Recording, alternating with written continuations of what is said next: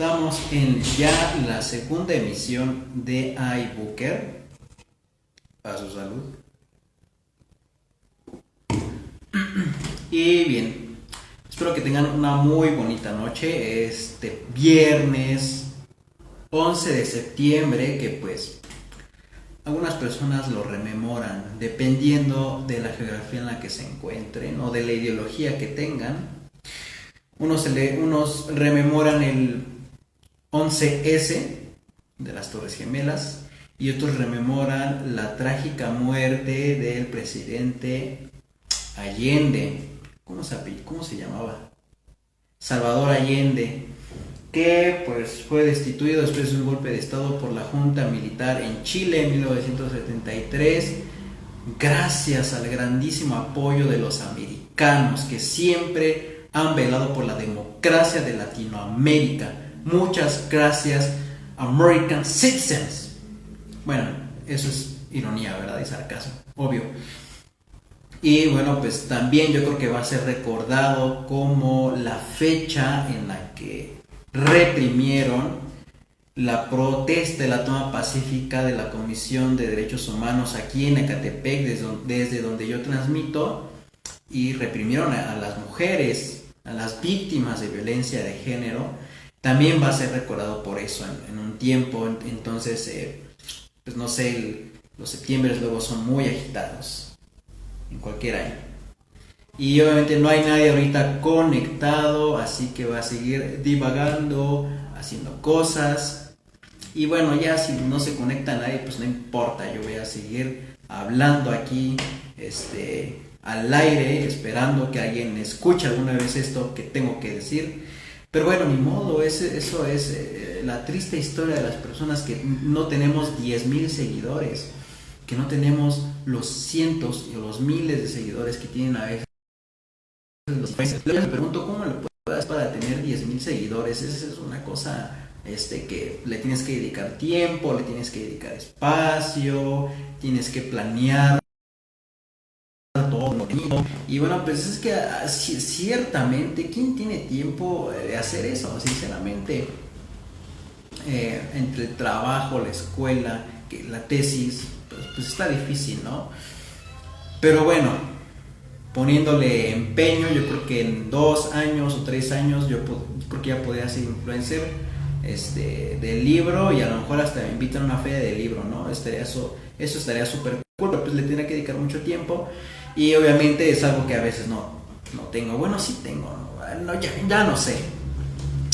Pero bien, vamos a comenzar esta segunda emisión de iBooker. En este momento ya pasaron 5 minutos y todavía no llega nadie. Qué triste. Pero ni modo, así es la vida de los que no somos influencers. Nadie nos ve. Estoy esperando a que se conecte.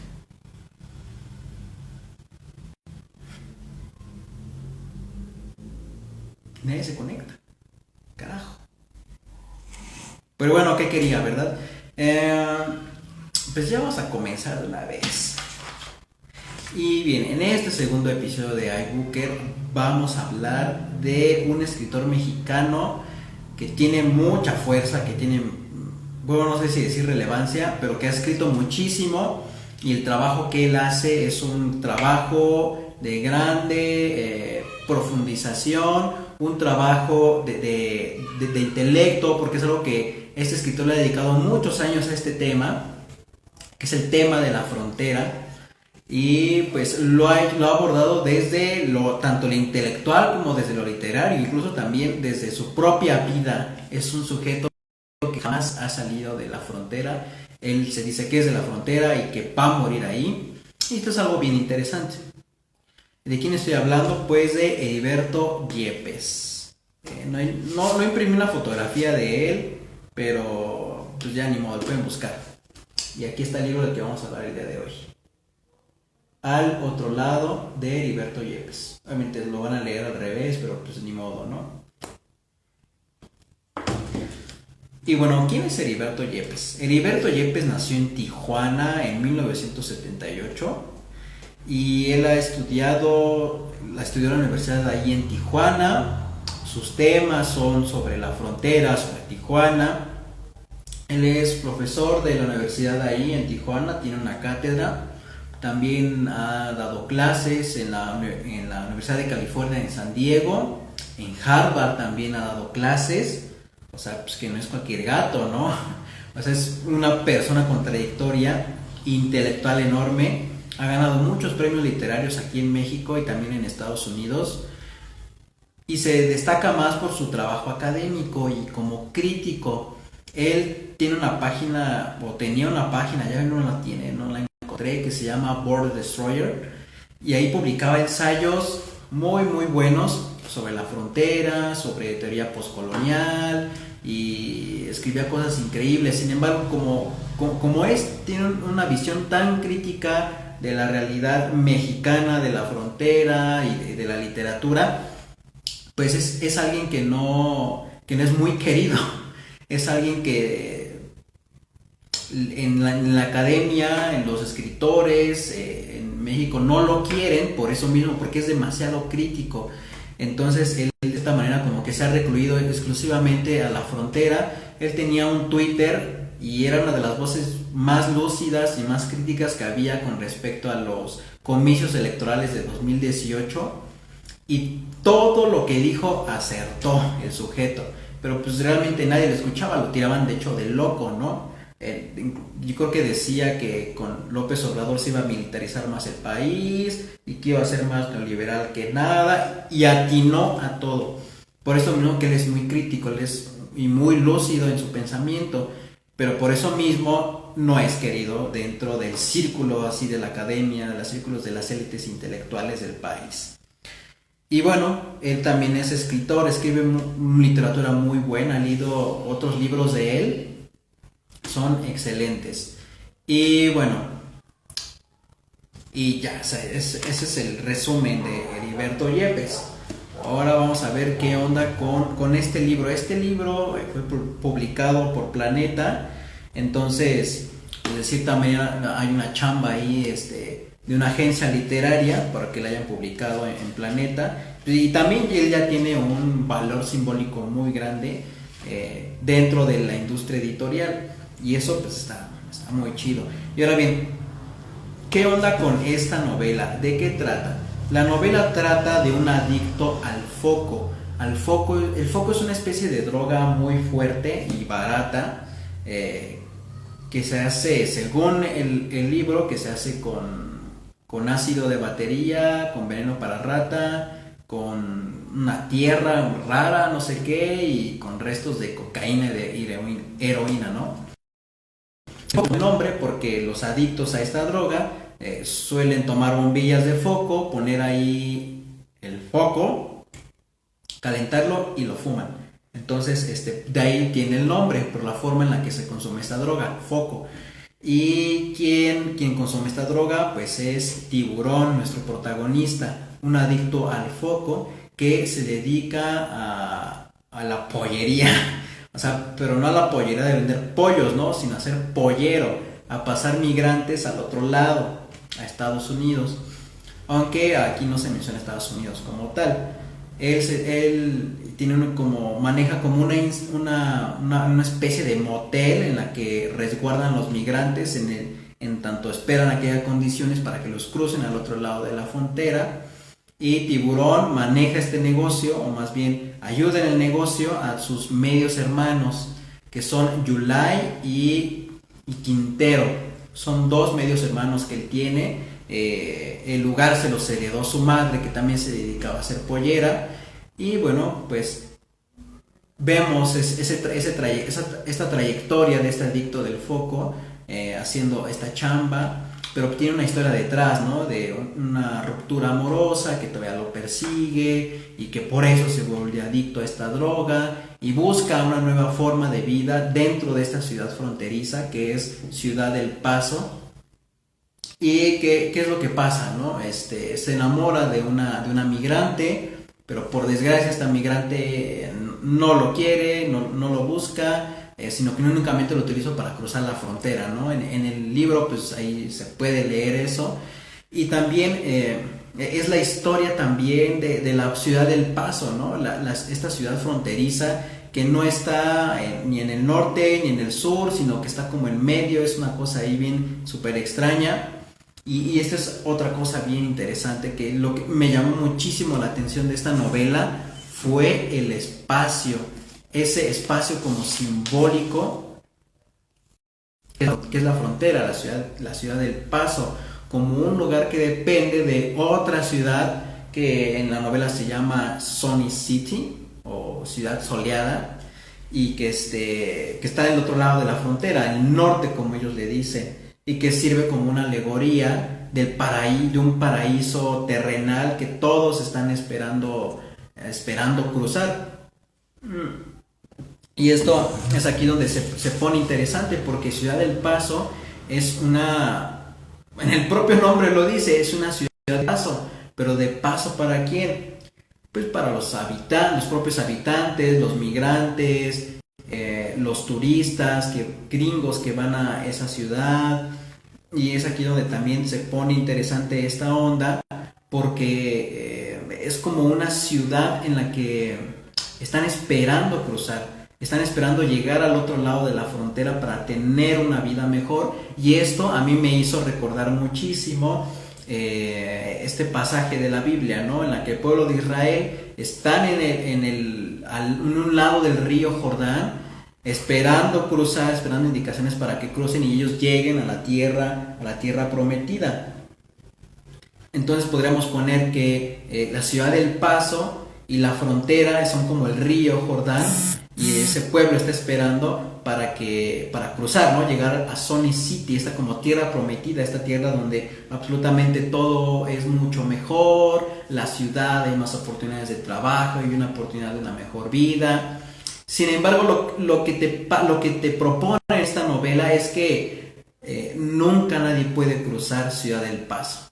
A pesar de ese nombre que tiene, se vuelve algo muy irónico, ¿no? Porque si es una ciudad de paso en la que solo estás durante un tiempo, sin embargo los personajes se quedan atrapados ahí en ese lugar, se quedan atrapados en Ciudad del Paso, y por toda esta connotación simbólica y carga simbólica que tiene un espacio, y también lo que connota que es como una frontera.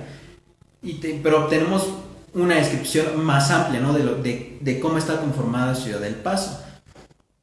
Esta ciudad está conformada por Nueva Revolución. Este nombre bien curioso que tiene es una... En la ciudad es como esa parte en la que está llena de congales, está llena de antros, llena de bares, que están dedicados exclusivamente para los turistas extranjeros, los que vienen del norte a Ciudad del Paso para disfrutar de la cerveza más barata, de estar con mujeres pues, con mucho más barato, de sentirse como dueños de la ciudad. Entonces te describe este lugar como un lugar en la que es para los que vienen de otro lado, no para los habitantes. Y es incluso hasta irónico también el nombre, Nueva Revolución. Esta nueva revolución que el narrador dice que es eternamente insultante, porque no traen absolutamente nada nuevo. Esa nueva revolución sigue siendo lo mismo de siempre. Obviamente esto te lo pone como una metáfora del cambio progresivo que siempre hay en las ciudades, ¿no? Cada vez que se cambian de gobiernos, cada vez que se cambia de regímenes, de autoridades, llegan con la promesa, ¿no? De que va a haber una revolución, de que va a haber un nuevo régimen, de que va a haber progreso, pero pues va a ser siempre lo mismo, ¿no? El progreso no es para absolutamente toda la Ciudad del Paso, sino que es ese eterno insulto, esa eterna desesperanza en la cual ellos también están atrapados.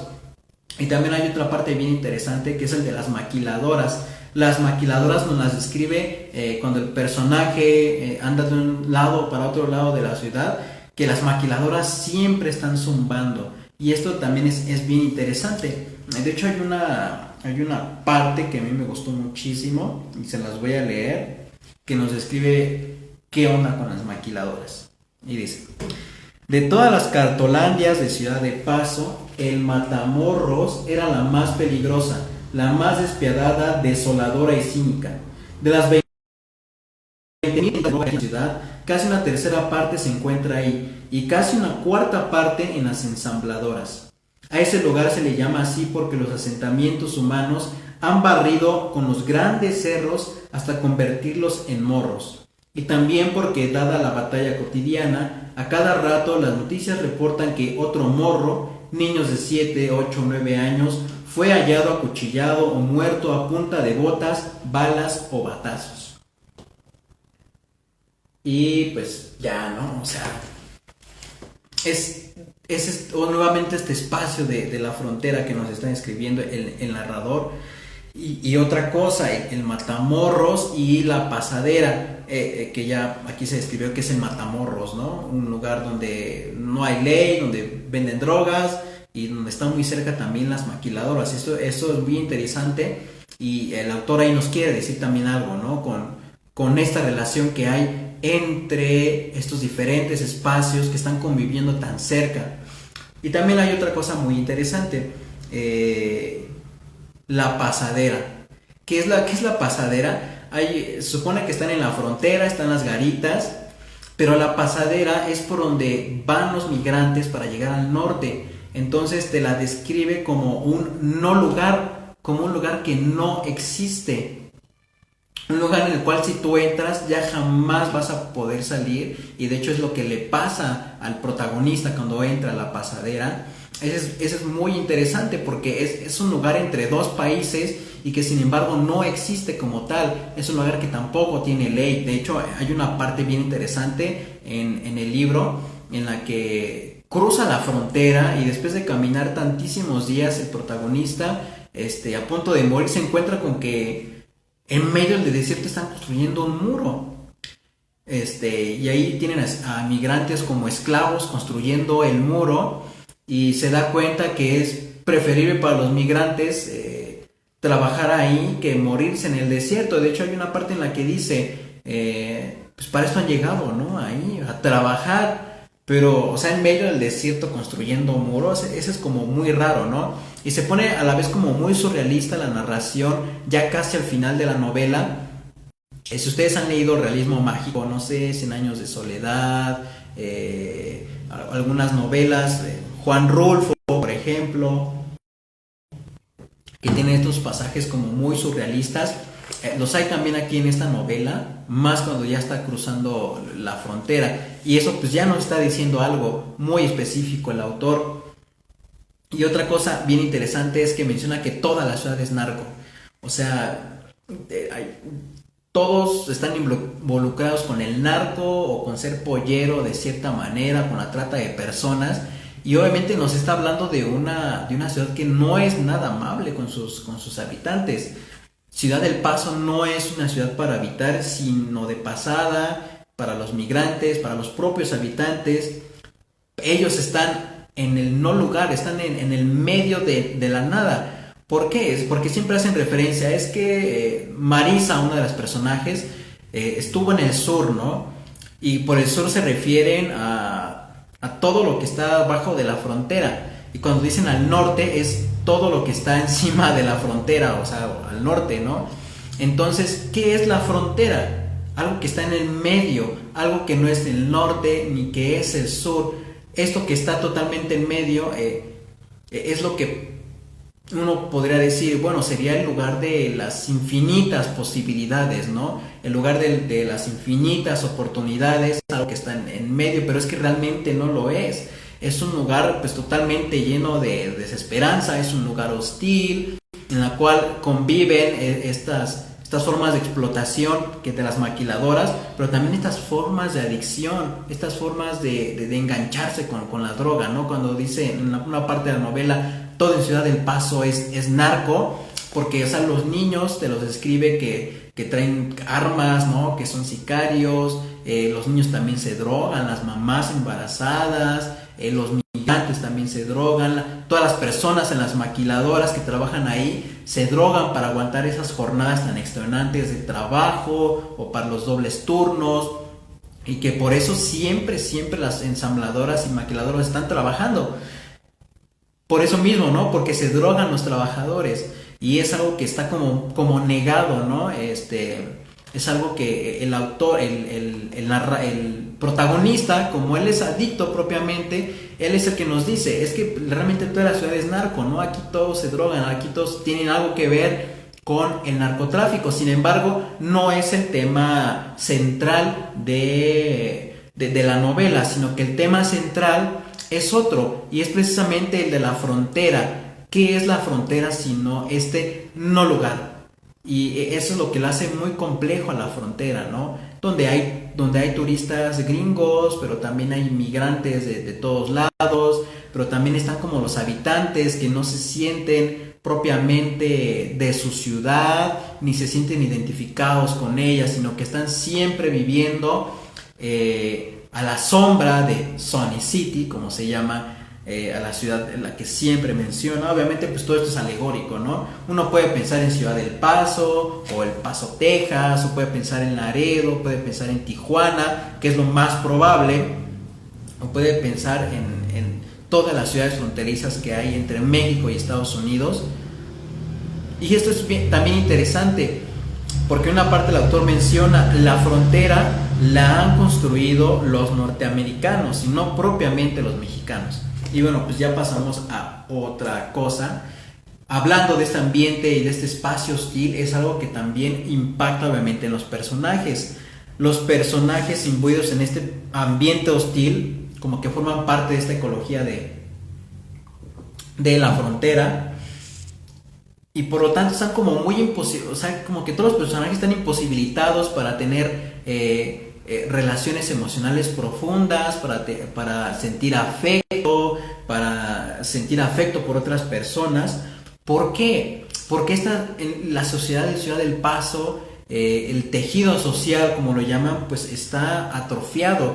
Las relaciones sociales están atrofiadas, ya sea con los familiares, ya sea con los amigos, ya sea con la novia, el novio. Y eso es algo que se nota mucho en toda la novela. Tenemos, por ejemplo, Tiburón, que tiene una relación pero muy lejana y hostil con sus medios hermanos, que a pesar de que son polleros, pues es el medio que tienen ellos de subsistir, y sin embargo ese medio hostil es lo que hace alejarse de ellos, ¿no? Que no se conozcan, que no hablen de sus sentimientos, que sean unos totales desconocidos. E incluso también con su propio hijo, Tiburón, como se llama el protagonista, este adicto al foco. Hay una parte en la que tiene un hijo, ¿no? Y con la ex que tuvo, pero nunca lo conoce. Y de hecho sí lo conoce, sin embargo es una historia como muy, muy trágica, porque este niño, el hijo de Tiburón, trabaja para un narcotraficante llamado Calaca. Y bueno, se los voy a spoilear. El Tiburón tiene cuentas que arreglar con el tal Calaca, pero en ese lugar estaban todos estos niños sicarios, ¿no? Y lo defendieron al Calaca. Entonces lo que él hace es matar a los niños y matar al Calaca, y entre los niños estaba su hijo, ¿no? Que él jamás lo conoció y que sin embargo lo mató. Esto es como parte del hostil que nos describe, que es Ciudad del Paso, ¿no? Pero obviamente vuelvo a lo mismo, ¿no? Pensemos lo que el autor aquí nos está planteando. No es únicamente algo ficticio, es algo real que pasó en la frontera. Pensemos, por ejemplo, en Ciudad Juárez. En Ciudad Juárez, cuando comenzaron a llegar las maquiladoras, pues la gente los veía como una grande oportunidad, ¿no? Como les decía, la oportunidad del progreso, una esperanza de una vida mejor, sin necesidad de cruzar la frontera. Sin embargo, se dieron cuenta que el trabajo tan explotador que había en las maquiladoras hacía que se atrofiaran las relaciones familiares, ¿no? Y entonces tenemos muchos niños narcos, tenemos mucha violencia de género, y estas relaciones pues no son coincidencia, sino que son consecuencia de un modelo económico, de un modelo neoliberal de economía, en la que pues hay una mayor explotación laboral y no sé. Eso suele pasar, y de hecho en Ciudad Juárez es un ejemplo, ¿no?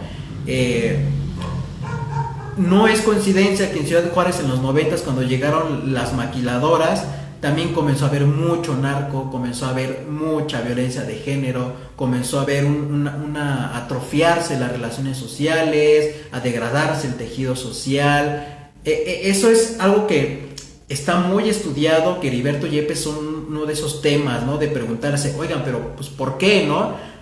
El Tratado de Libre Comercio y esta onda de las maquiladoras en la frontera con sus precios especiales, como zonas económicas especiales, pues se supone que iban a tener progreso, ¿no? Prosperidad, iban a tener paz a México, pero es algo que no pasó, sino de hecho fue la violencia la que empeoró. Entonces es una reflexión que está ahí como detrás, ¿no? Que no la plantea el escritor, sin embargo queda ahí como la interrogante, ¿no? ¿Por qué las maquiladoras están justo al lado de Matamoros, ¿no? Que es el lugar donde se vende la droga, ¿no? ¿Por qué las maquiladoras están también al lado de estos cerros donde está lleno de laboratorios, de la droga del foco? Porque hay una relación entre esos espacios, ¿no? Y es algo como que medio le falla al escritor, que no alcanza a hilar muy bien, ¿no? De significar, de por qué estos espacios están tan cercanos. ¿Qué significa eso? Es algo como que le falló, pero igual está también muy interesante hacerse esa interrogante. Y aquí hay algo bien interesante. Como les mencionaba, estos personajes están como imposibilitados de relacionarse emocionalmente con otros personajes y de hecho hay una en la novela que compara a las personas con plantas, precisamente por esto, ¿no? Es un ambiente hostil también como las personas, y se los quiero leer. A ver, aquí, en Ciudad de Paso no crece planta que no esté bajo el cuidado de alguien, así como una persona no puede desarrollarse bien si alguien no la cuida. El suelo no permite otra planta que no sea hierba. Si alguien no se hace cargo de que la planta llegue a un buen tamaño con el que ya pueda defenderse del frío, de la resequedad, se tumba. Esta tierra no fue hecha para alimentar nada. Hasta las hierbas aquí batallan. Duran unas semanas, cuanti más, 2 o 3 meses y se van. Hierbas que ni nombre tienen aún, hierbas que jamás nombre tendrán. Esto ya... Con esta breve metáfora, con esta breve narración, descripción, el autor ya nos está describiendo absolutamente a todos los personajes y cómo los está caracterizando. Todos los personajes son como hierbas, son como plantas que están creciendo en un suelo que no tiene nada que otorgarles, en una tierra que no está hecha para alimentar nada. Así es Ciudad del Paso. Ciudad del Paso es una tierra, es un lugar que no tiene para dar, que no tiene para alimentar. Entonces las personas que ahí se desarrollan, pues si nadie las cuida, si no hay afección, si no hay una relación emocional, pues obviamente aquí, como dicen, las va a tumbar, ¿no? Obviamente no en un sentido literal de que se van a caer o se van a secar, sino en un sentido metafórico, ¿no? Por eso precisamente todos son adictos en Ciudad del Paso, porque están tumbados emocionalmente en su vida, no tienen esperanzas. Esa es la impresión que te da que es Ciudad del Paso. Por eso todos quieren irse de ahí y están con que ya me quiero ir, mejor me voy para el sur o mejor me voy para el norte, pero los personajes nunca se van de Ciudad del Paso, y cuando deciden irse de Ciudad del Paso siempre regresan. O sea, ¿cómo van a regresar al lugar que los tiene totalmente desesperanzados, donde no hay oportunidades? ¿Quién sabe? Porque es muy difícil alcanzar otra cosa, porque son plantas que han crecido sin nutrientes, son plantas que han crecido sin ese apoyo emocional y obviamente pues, sin desarrollarse en el mundo exterior. Esto es lo que convierte muy interesante la novela, porque hace que entronque muy bien esta descripción de un espacio hostil, de un espacio feo, desesperanzador, con la propia caracterización emocional o psicológica de los personajes. Y esto es de lo más interesante en la novela. Ahora bien, hay otra onda que me gusta mucho, es el narrador en la novela.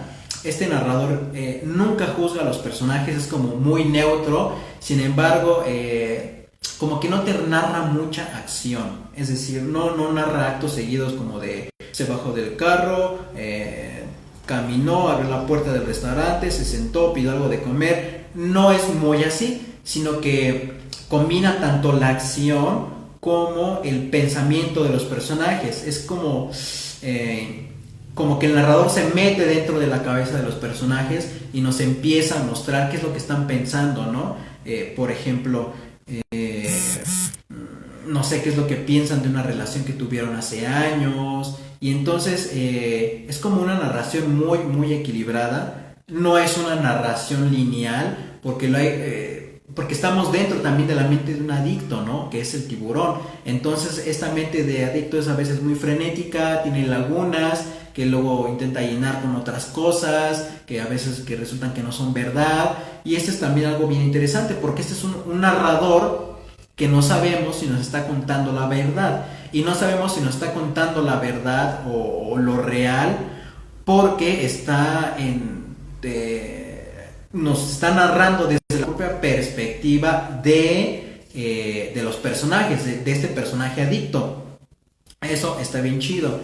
Y sin embargo, también el narrador se mete en la mente de dos personajes que son el auto, que son un auto que pertenece al tiburón, que le llama Krista, que yo me imagino que es un Cougar blanco del 90 y tantos. Y está bien curioso porque le da sentimientos al auto, como que el auto también tiene sentimientos, súper curioso eso. Y Cholo, que es un perro Xoloscuincle que se encontró tiburón ahí en la ciudad, más bien que no se le encontró, sino que se metió a su auto mientras iba a comprar una chela. Y también el perro expresa a veces sus sentimientos, y es a través del auto y también del perro en la que el narrador, no digamos tal vez ya el propio Heriberto Yepes, es el que da una opinión, ¿no? Acerca de los personajes, acerca de Tiburón, de Marisa, de Quintero, de Yulai, de los medios hermanos de Tiburón, de lo que están pasando, de lo que piensan, de lo que planean. Entonces está bien interesante porque tenemos un objeto inanimado y un perro que nos están dando la opinión acerca de lo que los personajes están haciendo, y es ahí cuando pierde neutralidad la narración, y eso está también interesante. Ahora bien, el lenguaje en el que está escrito me gusta mucho porque es un lenguaje muy coloquial, o sea, lo lees muy rápido, aparte de que la narración tiene un ritmo constante y incluso a veces un ritmo de que nos está narrando en la perspectiva de un drogadicto. El lenguaje también es muy coloquial, o sea, como el lenguaje que puedes escuchar en la calle, no es un lenguaje que tenga retruécanos, que tenga figuras retóricas así súper complejas, pero también hay veces que le mete palabras o léxico de un habla muy culta, de un habla académica, yo diría, y hay partes que están narradas en inglés, o sea, hay extensiones muy largas que están en inglés. Por ejemplo, pues ya incluso desde el principio tenemos que ya nos está comenzando a narrar y de repente comienzan frases en inglés o párrafos enteros en inglés.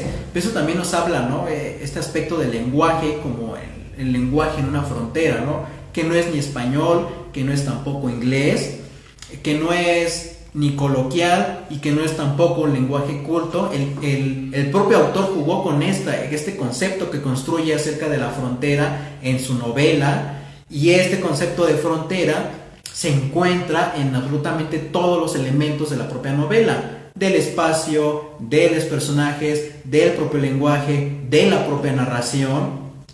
Y esto lo convierte en una novela pues bien pensada, ¿no? Y muy bien elaborada, o sea, el sujeto sabía lo que estaba haciendo desde el principio y va acorde con todo el trabajo que ya he hecho anteriormente en la academia como profesor, como investigador sobre la propia frontera. Y yo me atrevería a decir que la novela es Tijuana, no es Ciudad del Paso como él la menciona. Es una novela que es ni de aquí ni de allá. Y ahora otra cosa bien interesante, la novela te deja como una sensación de desesperanza, de resignación por parte de los personajes, como porque ya les había contado esto, ¿no? Están esperando ir al lugar prometido y cuando se comienzan a encaminar regresan otra vez. ¿Por qué? Pues no sé, o sea, los personajes no tienen ninguna esperanza. Y también hay un tema ahí del narco que él no lo aborda mucho, no sé por qué. Yo siento que Yepes de cierta manera es como muy rejego para tocar el tema del narco en la frontera. Y hay cosas a veces en la narración que yo siento que se le va, ¿no? Por ejemplo, con la narcocultura, el narrador tiene como un desprecio, ¿no? El protagonista Tiburón también siente como un desprecio de la narcocultura. O sea, me refiero a los narcocorridos, a todas estas producciones audiovisuales que se hacen acerca del narco. Y de hecho tiene un profundo desprecio el protagonista, también el narrador, como que ahí se le escapa, ¿no? Yo creo que ahí como que se le fue de la mano a Heriberto Yepes al no desarrollar como muy bien ese tema. O sea, dice que es como parte de la violencia, ¿no? En Ciudad del Paso, pero la sensación que te da es como algo normal, ¿no? Algo que siempre ha estado ahí. Y eso como que ahí se le fue más o menos, ¿no? No tiene una idea bien desarrollada ni criticada, sino que lo asume como natural dentro de ese propio espacio hostil.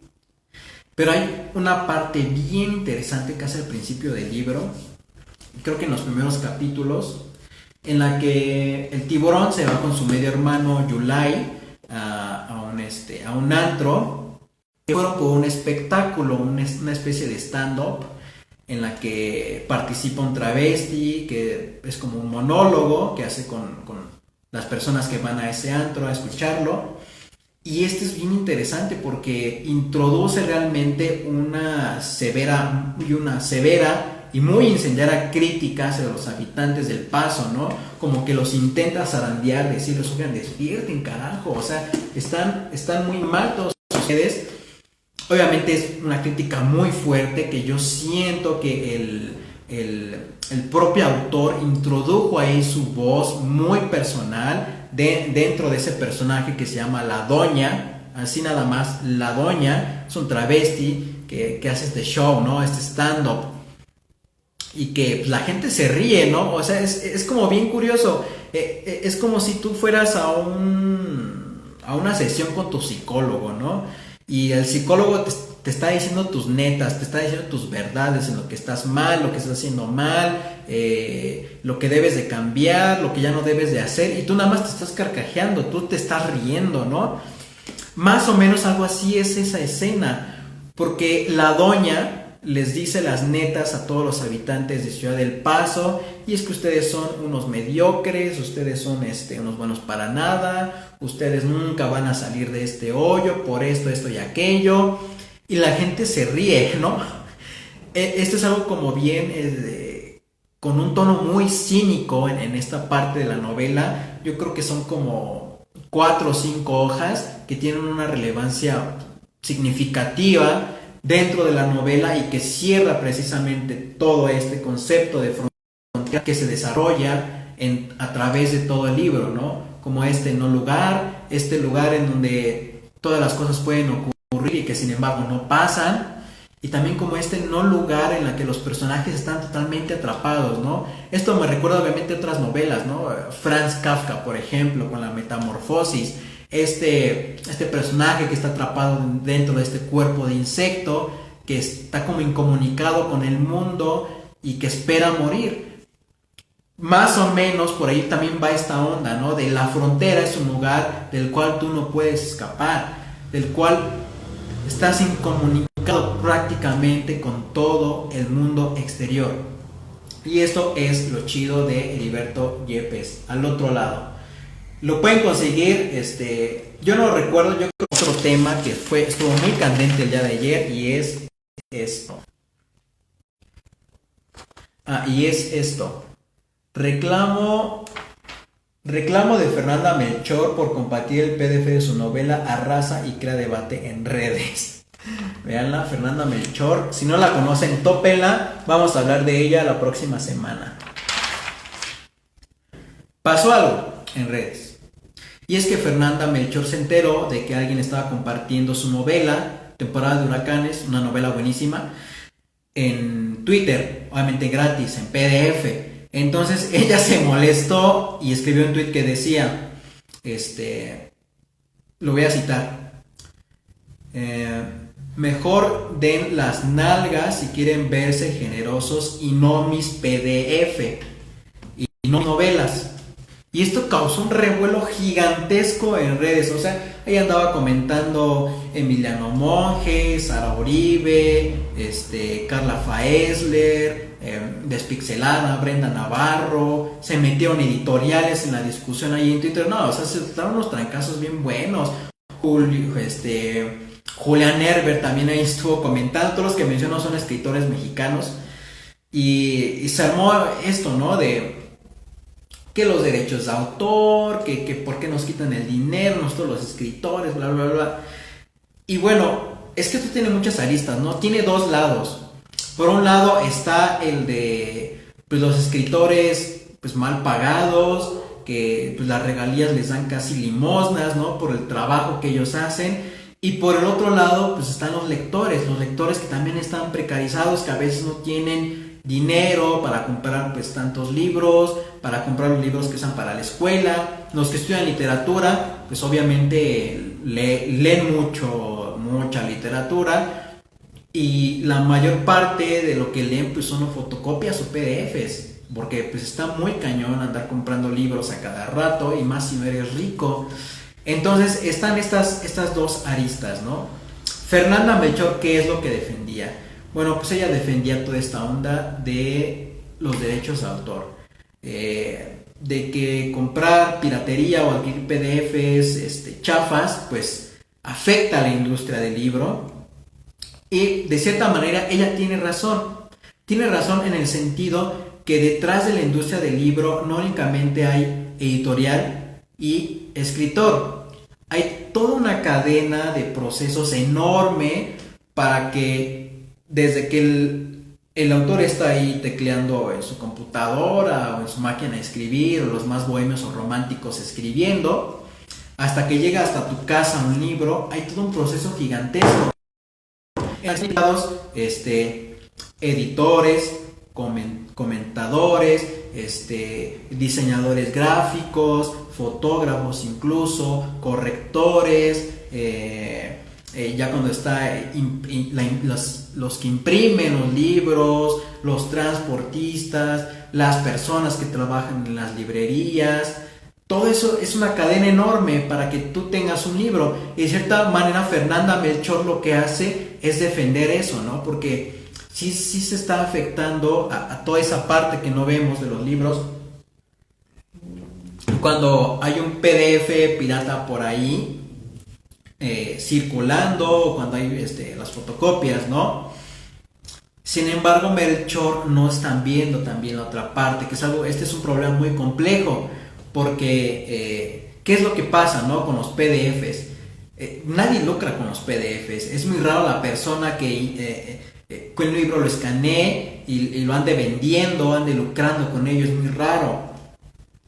Las personas tienen los PDFs porque no tienen dinero para comprar, adquirir los libros. Y hay una discusión ahí muy buena con Sara Uribe, si la pueden buscar en Twitter, que ella comentó, ¿no? Es que los PDFs no dañan la industria del libro, sino que la benefician. ¿Por qué? Porque tú, cuando estás haciendo circular un PDF masivamente de una obra de X escritor, pues tiene muchísimo mayor eco, llegas a un público mucho más grande, y eso propicia que haya alguno de ellos que llegue a adquirir ese libro en físico, como fue que yo lo hice, ¿no? O con el comentario.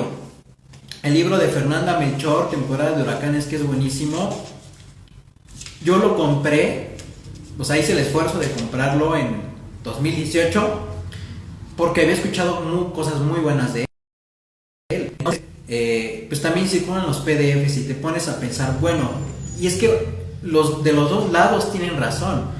Por el lado de que sí, como que afectas a la industria del libro, y el otro lado como que los lectores están precarizados. Sin embargo, que hay algo bien importante que hay que aclararlo. Las grandes editoriales son de las culpables que la industria del libro esté muy precarizada. Esas grandes corporaciones tienen la culpa, la grande culpa que esto haya ocurrido, que esto pase. Y sin embargo, también hay alguien que hace una reflexión del medio, ¿no? ¿En qué condiciones sociales, económicas y culturales vivimos en este país para que este tipo de debates ocurran? Para que se den estas condiciones. ¿Por qué tenemos por un lado escritores que no les es bien pagado su trabajo? Y por qué otro lado tenemos lectores precarizados que no pueden adquirir esos libros? Y quien hizo esta reflexión fue Rubén Villamar, así se llama, es un escritor, lo pueden buscar en Facebook, es también un booktuber muy bueno, le encanta mucho hablar de literatura gringa, pero literatura gringa buena, no John Green. Hablo de fregones como Thomas Pynchon y David Foster Wallace. Entonces, él se pregunta, o sea, ¿en qué condiciones vivimos en este país que orillan a los escritores a defender con garras y dientes el trabajo de sus libros editados y que los lectores defiendan la libre circulación de los PDF? Entonces, esta es una interrogante muy muy buena que nos debemos de hacer todos nosotros, porque obviamente las condiciones económicas y culturales en nuestro país no nos permiten sacar un doble beneficio de los escritores y de los lectores. Y bueno, pues ni modo, ¿no? Ese es el país en que nos tocó vivir. Sin embargo, yo creo que Fernanda Melchor sí hizo un berrinche que pues ya dañó de cierta manera su reputación dentro del mundo de la literatura. Ahí está, ya volvimos. O sea, a ella no le va nada mal. Entonces es un berrinche que no le sirvió de nada. Bueno, no berrinche, espero que ya no vea esto porque la tengo en Instagram. Pero bueno, sí se pasó de lanza. Fue como Lars Ulrich en los 2000 con esta aplicación de Person to Person en la que descubrieron valores de cultura. Pero bueno, eso será ya después. Y bien, esto ha sido todo por hoy. Agradezco mucho a los que presentación. Perdón, tengo un internet bien chafa. Pero bueno, agradezco a los que hayan visto esta transmisión en vivo. Va a quedar ahí grabada para que la vean todos. Y bueno, esto fue todo por hoy. Esto fue Booker, segundo episodio. Vivimos al otro lado de Heriberto Yepes. Por si lo quieren buscar. Si está en PDF, yo no lo sé, pero yo creo que a Heriberto Yepes le encantaría que sus libros circularan en PDF. De hecho, él tiene una página en academia.edu. Pueden ahí buscar Heriberto Yepes Academia y van a encontrar un montón de sus libros y de sus escritos buenísimos. Véanlos. Es un escritor muy bueno y es un académico buenísimo. Les recomiendo que lo busquen y es un tipo un poco raro, pero es un tipazo. Eso fue todo por hoy y nos estaremos viendo en la siguiente emisión.